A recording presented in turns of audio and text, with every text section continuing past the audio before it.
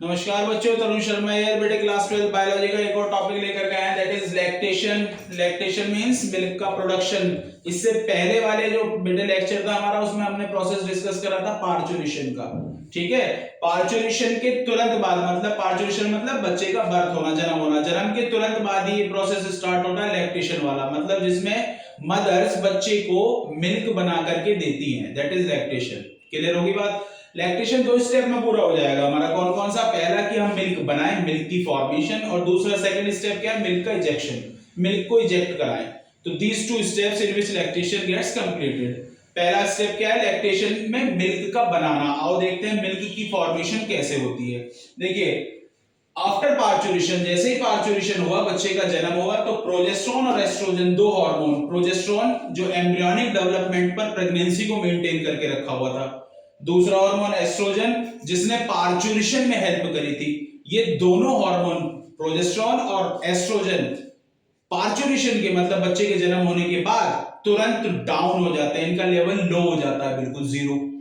इनका level zero हुआ, इनका लेवल जीरो होते ही क्या ट्रिगर होगा? ये सिग्नल पहुंचेगा किस पर? मदर की पिट्यूटरी पर, और मदर की पिट्यूटरी ग्लैंड से एक हार्मोन निकल के आएगा, that is prolactin. That prolactin is responsible for the milk production. अब ये हमारे पास हार्मोन आ गया, इस हार्मोन ने क्या करा? ये हार्मोन गया किसके पास? Alveoli of memory gland.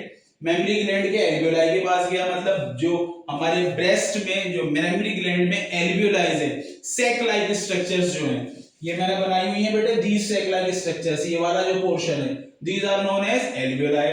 In alveolis की सेल्स ने, एपिथेलियल सेल्स ने, इनकी एपिथेलियम की जो सेल्स हैं, उन्होंने क्या बनाना शुरू कर दिया? मिल्क बनाना शुरू कर दिया।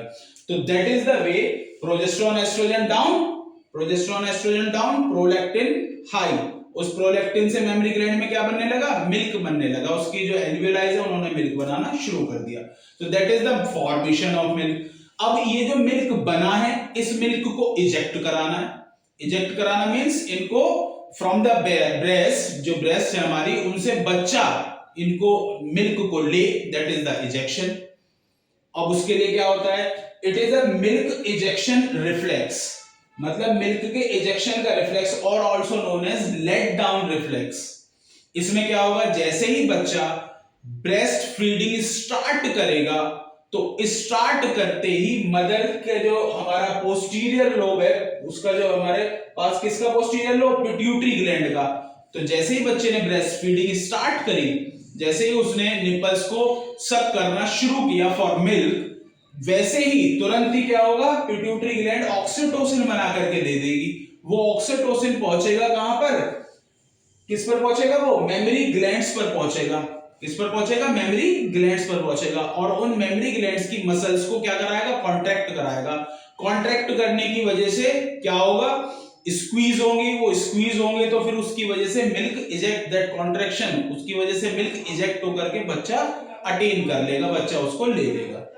तो two hormones are responsible, prolactin for formation of milk, and second one is ejection of milk, and responsible is oxytocin. ये एंटीरियर लोब से आया प्रोलैक्टिन, और ये पोस्टीरियर लोब से आया क्या हमारे पास? ऑक्सीटोसिन। ये दोनों हार्मोन है जो मिल करके हमारे पास मिल्क का फॉर्मेशन कराते हैं और फिर मिल्क का इजेक्शन कराते हैं। ठीक हो गई बात? आ जाओ आगे। फर्स्ट मिल्क जो हमारा इन एल्वियोलाइज ने फर्स्ट मिल्क बनाया, that is colostrum. Colostrum is the first milk which is produced after parturition. Parturition के बाद प्रोड्यूस होने वाला पहला मिल्क कोलोस्ट्रम होता है। इस कोलोस्ट्रम में स्पेशल प्रॉपर्टी होती है। क्या स्पेशल प्रॉपर्टी होगी? कि ये थिक और येलोविश है, प्लस इसमें एक इंपॉर्टेंट चीज जो क्या है? IgA, that is the passive immunity which is directly given to the baby. ये पैसिव इम्यूनिटी है और एंटीबॉडीज हैं IgA, जो सीधा का सीधा बच्चे को दे दी जाती हैं बाय द मिल्क के द्वारा। क्यों इसको सीधा दे दिया गया? क्योंकि देखो होता क्या बेटे, जैसे ही पार्चुरेशन होता है ना, तो बच्चे का इम्यून सिस्टम काम नहीं कर रहा होता, मतलब वो प्रॉपरली फंक्शन होने में उसको टाइम लगेगा इम्यून सिस्टम को। तो उस टाइम पर पैथोजेनिक अटैक से बचाने के लिए डायरेक्ट एंटीबॉडी दे दी जाती है। मतलब ऐसा समझ लो कि ये पहला टीका लग जाता है, जैसे वैक्सीन होती है ना, इस टाइप का कुछ सिनेरियो है। जैसे फर्स्ट वैक्सीन लगती हो, तो वो मदर्स मिल्क, जो फर्स्ट मदर मिल्क आता है, वो ऐसा समझे कि उसमें IgA है, तो वो फर्स्ट वैक्सीन की तरह काम करता है। सीधा टीका लगा दो, 1-1.5 महीने, जब तक उसका इम्यून सिस्टम रिवाइव नहीं होगा तब तक कोई टेंशन की बात नहीं है। मदर ने डायरेक्ट हमको क्या दे रखी है, एंटीबॉडीज दे रखी है, तो कोई टेंशन की बात नहीं है।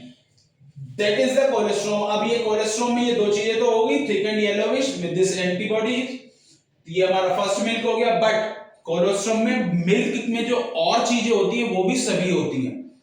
क्लियर हो रही है बात? अब मिल्क में जो रेगुलर मिल्क हमारा बनेगा, सपोज करें हमने कहा कि शुरुआती 1 2 3 4 दिन में हमने कोलेस्ट्रॉम दे लिया, 1 से 3 दिन तक, उसके बाद फिर रेगुलर मिल्क बनता रहेगा। तो उस रेगुलर मिल्क जो बन रहा है उसमें भी कुछ ना कुछ स्पेशल चीजें होंगी। उसमें क्या क्या होता है? उसमें होता है क्या हमारे पास, वाटर, पानी, दूसरा होते हैं उसमें मिनरल्स, जो हमें मिनरल्स चाहिए वो मिनरल्स मिलेंगे।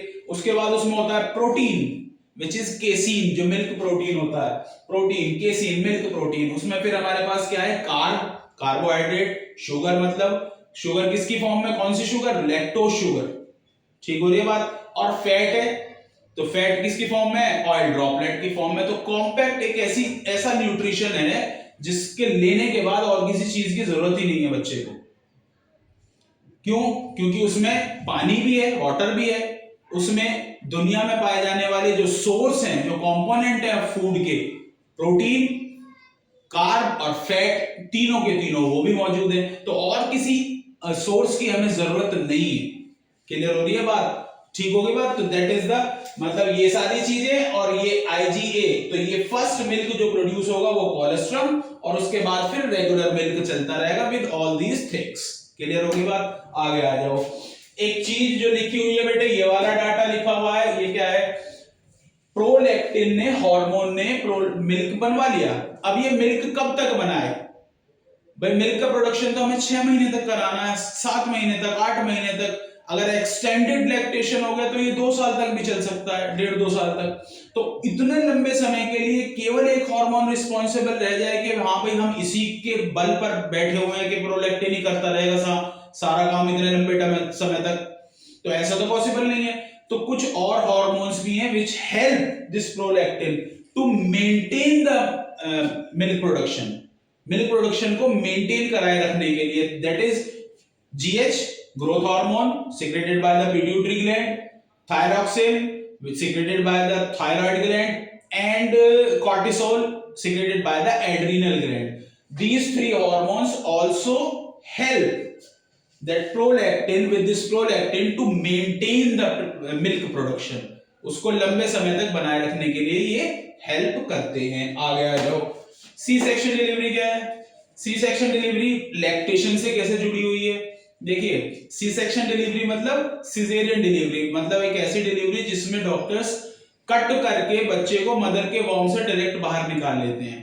मतलब उसको काट करके डायरेक्ट बच्चे को बाहर, मतलब ये नॉर्मल डिलीवरी नहीं है, ठीक है। इस नॉर्मल डिलीवरी ना होने की वजह से अब आप कट करेंगे तो उसको कट करने के लिए एनेस्थीसिया दिया होगा। कट करने के बाद various kind of drugs use करी जा रही होंगी, पेन किलर्स यूज करे जा रहे होंगे, एंटीबायोटिक्स यूज करी जा रही होगी। तो इन दैट सिनेरियो में भी ऐसा हो सकता है कि जो सी सेक्शन डिलीवरी के बेबी हैं उनको जो न्यूट्रिशन है, जो मदर मिल्क है, वो 2 3 4 5 दिन डिले होकर के मिले। मतलब सी सेक्शन की वजह से लैक्टेशन डिले हो सकता है।